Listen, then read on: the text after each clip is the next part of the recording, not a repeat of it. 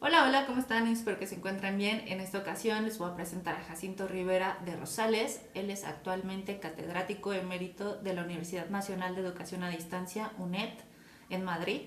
Allí enseña historia de la filosofía moderna. Se ha especializado en Kant y en el idealismo alemán, sobre los que ha escrito varios libros, traducciones y numerosos artículos. De la Sociedad Internacional Fichteana ha sido vicepresidente del 2009 al 2012 y presidente del 2012 al 2018.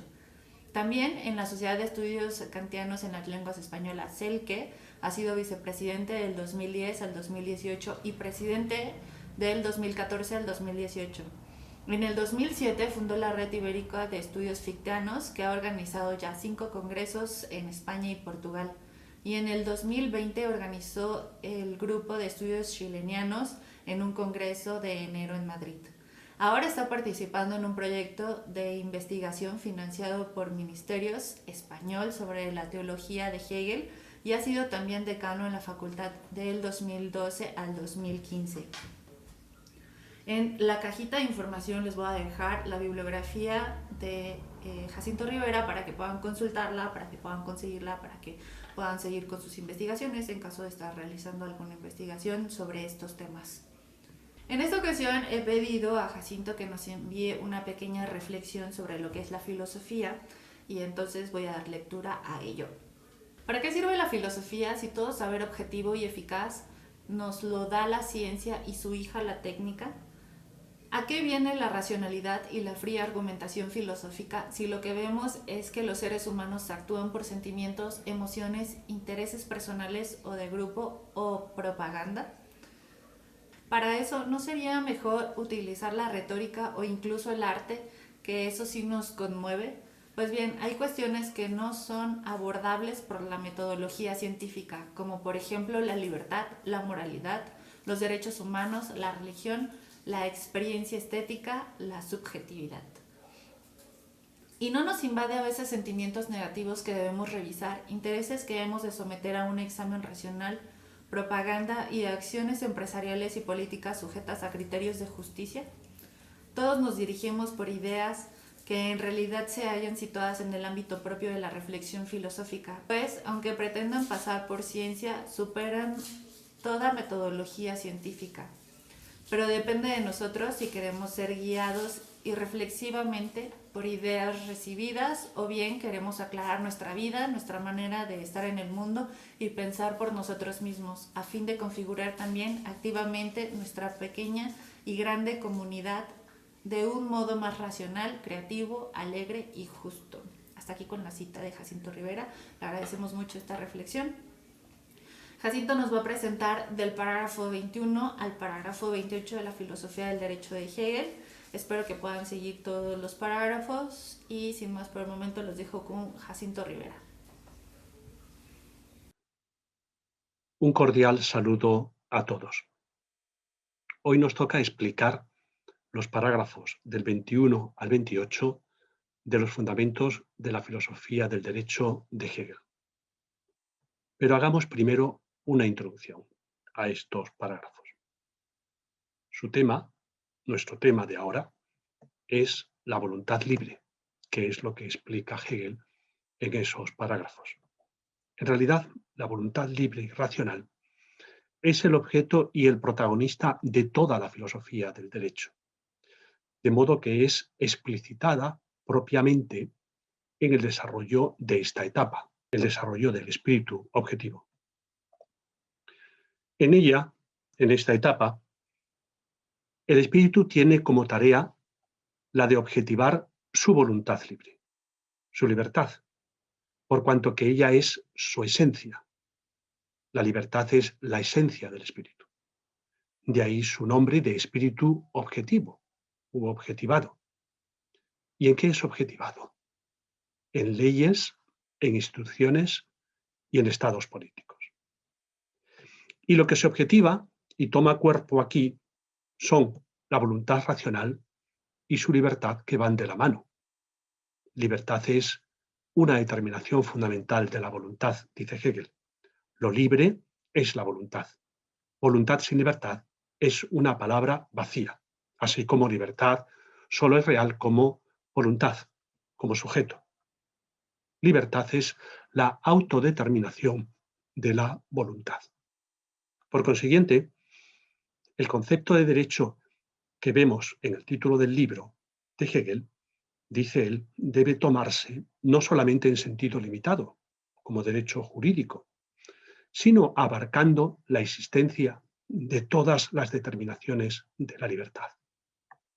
Y así, en este libro que estamos comentando, Hegel explica el derecho, la moralidad, la eticidad, la política y la historia, temas que tanto Kant como Fichte y Schelling habían colocado en el ámbito de la filosofía práctica, que es el terreno donde se realiza la voluntad libre y racional o razón práctica. Esta libertad que el espíritu va objetivando a lo largo de esta etapa del espíritu objetivo, se manifiesta en tres niveles.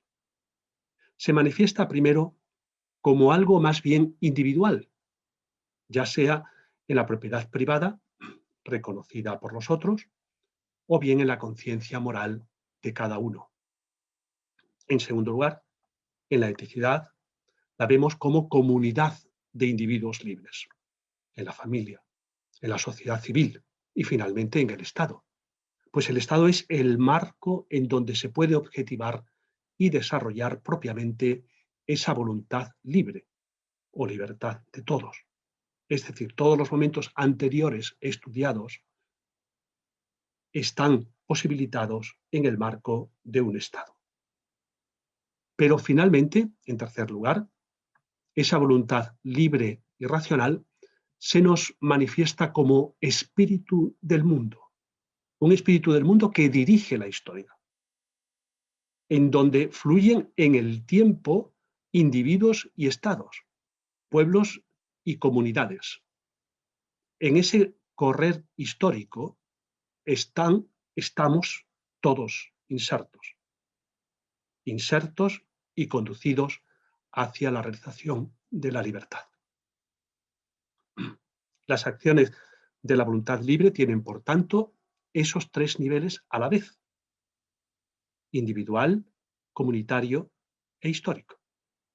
Esa voluntad no es algo meramente individual, aunque también lo es, sino que es igualmente una realidad comunitaria, incluso histórica, que abarca todas las comunidades humanas, que es en donde encuentra el marco último, ese juego de libertades. Incluso es el marco último de los pueblos y de los diversos estados que han sido a lo largo de la historia. Cuando actuamos, lo hacemos en esos tres niveles, de una manera más o menos significativa, dependiendo del grado de racionalidad realizado en cada época histórica. Así será la efectividad de nuestras acciones.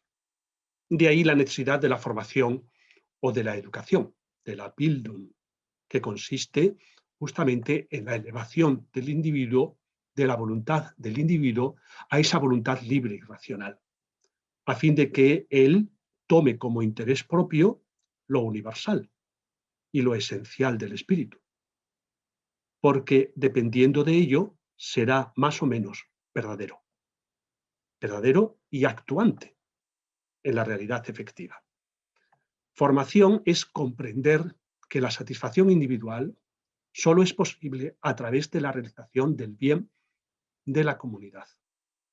Que el individuo capte, en eso es la educación, que el individuo capte que su sustancia, que su voluntad libre y racional reside fundamentalmente en los fines universales del espíritu, que no solo le anulan, sino que también le tienen en cuenta, pues el desarrollo de la idea contiene, además de la universalidad del concepto, también la particularidad de su proceso de realización. Y en caso contrario, sería una universalidad abstracta.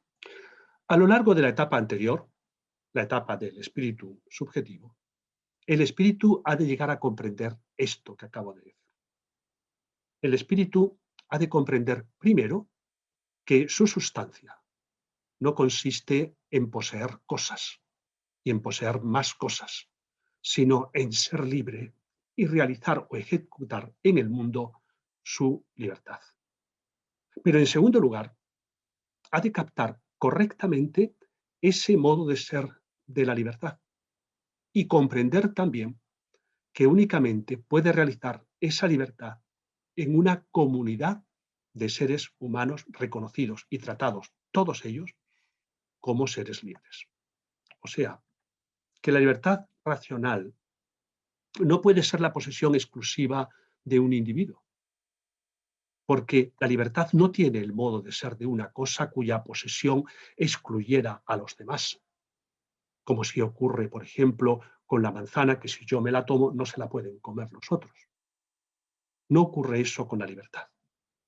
No es verdad que si un individuo es libre, los otros no puedan serlo y tendrían, por tanto, que convertirse en sus siervos o esclavos, como pretende el amo en su lucha contra el siervo, sino que la libertad del espíritu únicamente se puede realizar en la comunidad y en una comunidad de seres reconocidos y tratados como seres libres.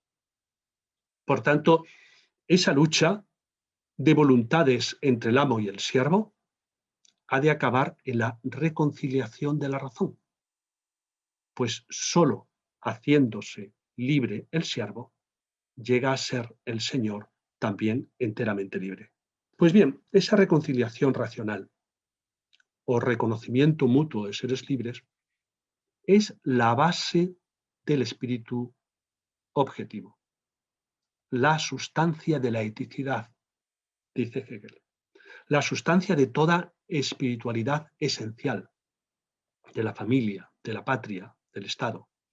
Lo es igualmente de todas las virtudes, del amor, de la amistad, de la valentía, del honor y de la fama. Y ese mutuo reconocimiento práctico, eso es el derecho en su amplio sentido. Un mutuo reconocimiento que se objetiva en leyes, en instituciones y en estados racionales en un proceso histórico. Surge aquí, por tanto, una nueva legalidad, una legalidad propia del espíritu, una legalidad que objetiva la voluntad libre y que es creada enteramente por el espíritu para sí mismo, que configura para él una segunda naturaleza o segunda necesidad. La primera naturaleza configuraba la necesidad de los objetos del mundo, que gobernaba los objetos y gobernaba el mundo material. Esta segunda naturaleza, la legalidad del espíritu, es la necesidad en las acciones de la voluntad libre. Cito, el sistema del derecho es el reino de la libertad realizada, el mundo del espíritu producido a partir de él mismo como una segunda naturaleza. Esto por lo que respecta a la voluntad libre en cuanto a. Pero en segundo lugar, para determinar de qué tipo de voluntad se está hablando aquí, es decir, qué se entiende por voluntad libre, Hegel distingue tres modos o momentos de la voluntad y contrapone a la voluntad libre, la voluntad natural y el libre albedrío, modos de voluntad que hemos visto en los parágrafos anteriores del 10 al 20. En esto, Hegel sigue en gran parte las indicaciones de Kant, que en su introducción a la metafísica de las costumbres distingue entre inclinaciones, libre albedrío y voluntad racional, aunque allí para Kant lo propiamente libre es el libre albedrío, mientras que Hegel sitúa la libertad en la voluntad racional. Para entender esto, hemos de tener en cuenta que la voluntad o el espíritu como voluntad surge en la etapa anterior al espíritu objetivo. Es decir, aparece ya en el ámbito del espíritu subjetivo. El espíritu subjetivo, como sabemos, se articula en tres momentos: antropología, fenomenología y psicología. Y la psicología se organiza a su vez en tres etapas: el espíritu teórico, el espíritu práctico, en donde surge justamente la libertad, la voluntad, y el espíritu libre.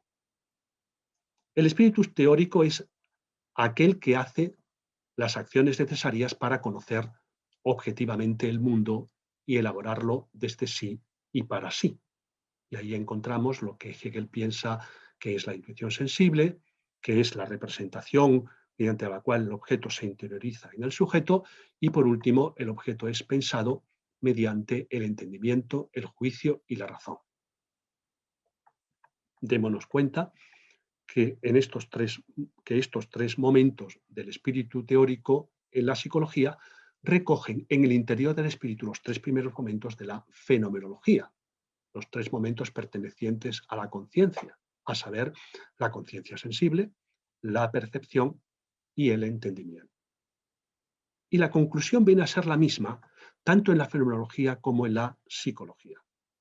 Mediante esa elaboración activa que la inteligencia hace del mundo objetivo, la inteligencia, la conciencia del espíritu, se da cuenta de que es ella la que determina el contenido del mundo. Y que por tanto ese contenido, o sea, el mundo, está subordinado a ella. Es ciertamente una conclusión idealista que recoge y acentúa lo aportado por Kant, por Fichte y por Schelling. En ese momento, la inteligencia se convierte en voluntad, tanto en la fenomenología como en la psicología. O sea, la conciencia aparece ante sí y toma conciencia de sí como siendo capaz de determinar el mundo. Y en ese momento el espíritu se convierte en deseo, que es la primera de las tres formas de voluntad que señala Hegel. El deseo es ahora la voluntad que quiere poner al mundo a su servicio, como puro medio de satisfacción propia. Así comienza la etapa de la autoconciencia del espíritu en la fenomenología, en donde encontramos la famosa y conocida lucha del amo y del siervo, un amo que pone a la otra voluntad, a la voluntad del siervo, a su servicio. De igual modo, en la psicología, al espíritu teórico le sucede el espíritu práctico, en donde el saber de sí que ha adquirido el espíritu se convierte en una decisión de actuar, de determinar realmente el contenido del mundo. El espíritu entra en la realidad efectiva del mundo como voluntad. Pues bien, esta voluntad o espíritu práctico tiene ante sí dos tareas, dos deberes. El primero de ellos se sitúa aún en el ámbito del espíritu subjetivo, mientras que el segundo nos introduce en el espíritu objetivo y nos acompañará durante toda esa etapa del espíritu objetivo. ¿Cuáles son esas dos tareas? La primera tarea de la voluntad, lo primero que ya es capaz de hacer, es desear. Desear que el mundo se acomode a sus necesidades y solventar así la contraposición entre lo que se desea y la realidad del mundo, a fin de que el mundo se adecue a su deseo. O sea, resolver lo que quiere la voluntad es resolver aquí la finitud del espíritu subjetivo, su dependencia del mundo. Esto es lo que Hegel en su enciclopedia llama espíritu práctico, que se ocupa de solucionar la finitud y busca la felicidad. Es lo que Kant había denominado la facultad inferior de desear. Pero el deseo no es propiamente libre, sino que depende del mundo para el contenido de su deseo, para la determinación de lo que desea. Aún así, el contenido de esos impulsos e inclinaciones aparecerán después en la eticidad, reconocidos limitadamente como derechos y deberes dentro del ámbito de la voluntad libre. Aquí, en este nivel del espíritu práctico, en la búsqueda de la felicidad, encontramos, según Hegel, dos niveles de autoconciencia de la voluntad, de la conciencia que el espíritu alcanza de sí en cuanto voluntad libre que parte de sí, el de la voluntad natural y el del libre albedrío. El primer nivel es la voluntad natural e individual, lo que hemos llamado el deseo, que, como ya se ha visto, es la voluntad particular y subjetiva, contingente, de cada uno, determinada por impulsos, por inclinaciones, por necesidades y sentimientos de cada individuo. Esa voluntad se sabe libre en el sentido de que quiere dominar los objetos y en eso cifra su felicidad.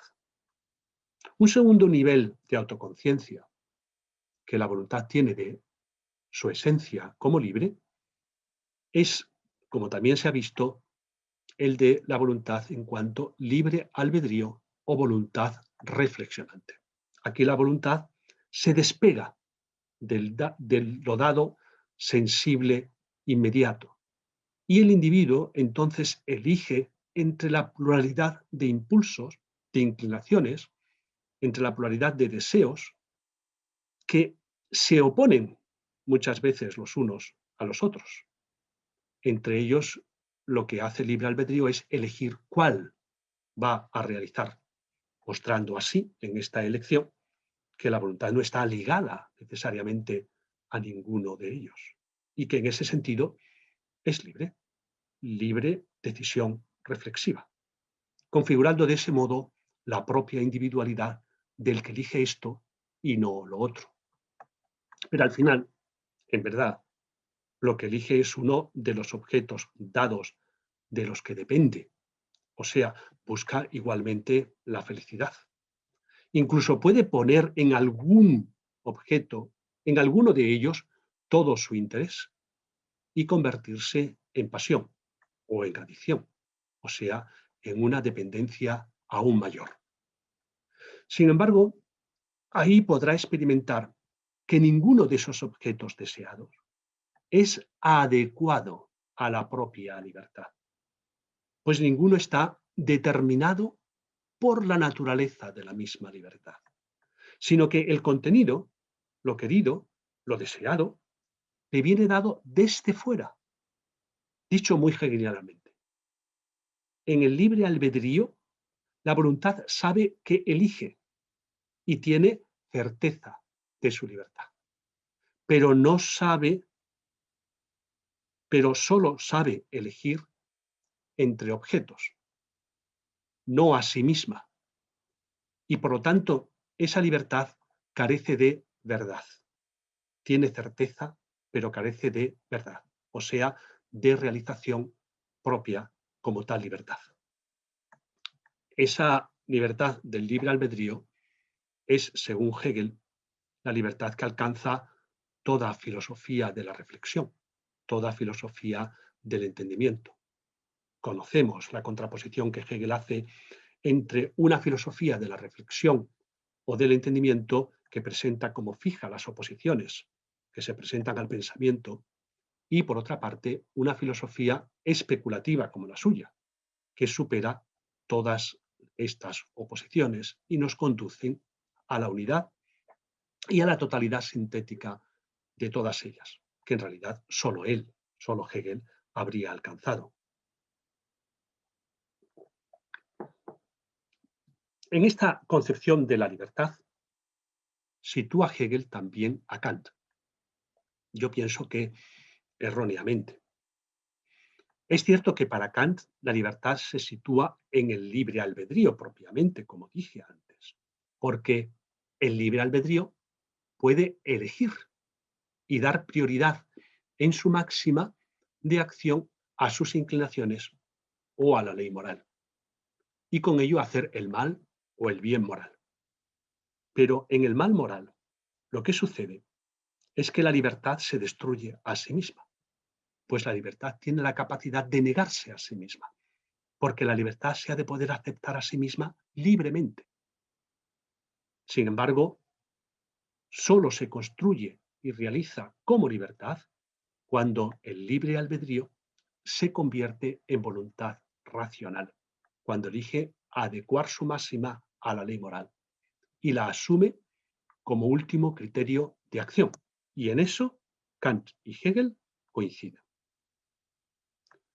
Bien, este es el primer momento de la voluntad, la que desea objetos para solventar la finitud, la que busca la felicidad, ya sea inmediatamente en el deseo o de manera reflexiva en el libre albedrío.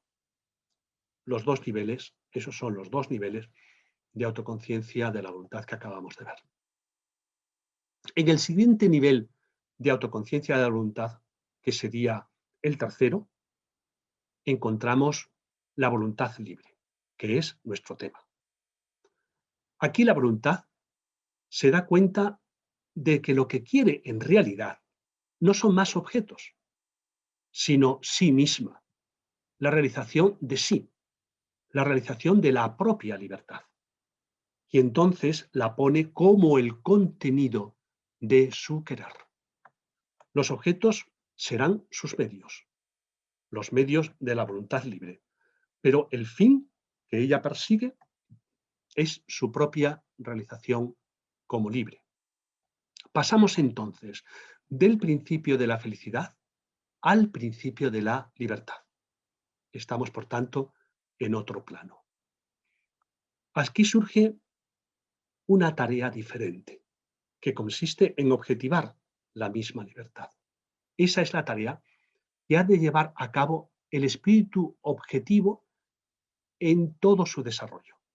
Objetivarse en reglas y realidades jurídicas, morales, éticas, civiles, políticas e históricas. La voluntad se eleva entonces a la autodeterminación, a la universalidad del pensamiento, es decir, a una universalidad que implica a todo ser racional en cuanto tal. El contenido de la voluntad ya no es algo dado y contingente, sino algo esencial y necesario para ella. Es su misma libertad. Ella misma es su fin, y en eso consiste la voluntad libre. Ella se eleva, por tanto, no solo a la certeza, sino también a la verdad de sí misma, es decir, a su realización en el mundo. Aquí el espíritu se sabe libre y quiere esa libertad como su contenido. Por tanto, él sabe ahora que todo ser humano, al ser espíritu, ha de ser reconocido y tratado como libre. Esta es una idea, dice Hegel, que no la alcanzaron los griegos ni los romanos, pues pensaban que algunos hombres tenían una naturaleza de esclavos. Es decir, no llegaron a percatarse aún, a pensarse aún como seres humanos. Esto es, no conocieron la libertad como la esencia del ser humano en cuanto tal. Esta idea, afirma Hegel, la trajo el cristianismo, que pensó que todo hombre está llamado a tener una relación absoluta con Dios, es decir, está llamado a la libertad suprema y a no ser esclavo.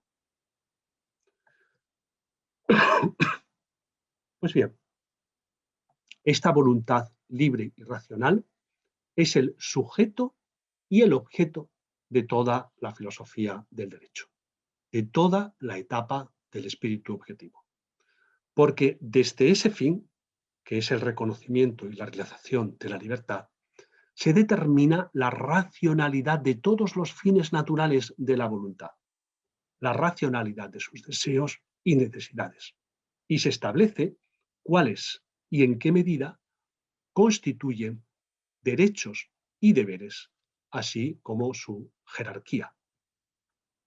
Es en el ámbito del espíritu objetivo donde el espíritu subjetivo adquiere su criterio racional. Solo aquí hay bien y mal moral, bien y mal jurídico. Por último, en esta introducción, antes de entrar en el comentario de cada uno de los parágrafos, démonos cuenta del proceso dialéctico que se da en estos tres niveles de autoconciencia de la voluntad. En un primer momento hay unidad inmediata, En un segundo momento hay disociación de los elementos, hay contenidos y en un tercer momento una unidad superior. En efecto, primero, en la voluntad natural o deseo o impulso encontramos el momento de unidad e inmediatez natural y sensible de objeto y deseo. Es en el objeto sensible donde el impulso encuentra su contenido. Segundo, en el libre albedrío se impone la dualidad del objeto y de la reflexión, del objeto natural y particular deseado por una parte y por otra de la universalidad pensante de la voluntad que reflexiona y que elige. Tercero, en la voluntad libre hallamos de nuevo una unidad entre el querer y lo querido, pues lo querido por ella no es un objeto dado particular, sino su propia esencia, como libertad en todos los casos, de manera universal. Pero la unidad aquí recobrada ya no es una unidad natural, sino la unidad de la voluntad consigo misma, que es la tarea que tiene ante sí el espíritu objetivo. Sin embargo, hemos de decir que ni en esta figura última, ni siquiera en la voluntad libre, logramos superar la finitud, pues la voluntad tiene aún enfrente al mundo que ha de transformar. Aún hay dualidad. Por tanto, tampoco en la voluntad libre alcanzamos la verdad completa. Solo la unidad sintética englobante de todos los momentos es lo verdadero. Por eso el espíritu objetivo, es decir, su perspectiva y su verdad, tendrán que ser superadas en otra nueva etapa que Hegel denomina espíritu absoluto. Pasemos ahora al análisis concreto de cada uno de los parágrafos señalados, utilizando también la enciclopedia y lo que enseña Hegel en diversos cursos, en diversos años que enseñó este tema del derecho, de la filosofía del derecho, según los apuntes de clase de algunos alumnos que aún se conservan. Comencemos con el parágrafo 21. En el parágrafo 21 se explica el paso desde el libre albedrío a la voluntad libre, o sea, desde el segundo nivel de autoconciencia de la voluntad al tercero y último. El paso se da porque la verdad o esencia del libre albedrío es en realidad su autodeterminación en la elección de todos los objetos. Por tanto, el siguiente paso o el siguiente nivel de la autoconciencia de la voluntad es darse cuenta de ello y querer consecuentemente su autodeterminación en cuanto tal, en cuanto autodeterminación. Es decir, que lo que ocurre formalmente en el libre albedrío sea a la vez lo que la voluntad quiera, que sea también su contenido, su objeto, su fin. Esa es la voluntad libre, que se determina a sí misma no solo en la forma, sino también en el contenido, porque allí la forma y el contenido son lo mismo, la libertad. Ella es en sí y para sí libertad. En ella la libertad quiere la libertad. La voluntad libre quiere realizar su propia esencia, su concepto. Ella es el concepto que pone su propia realidad, que se pone a sí mismo en forma de acción, de querer activo.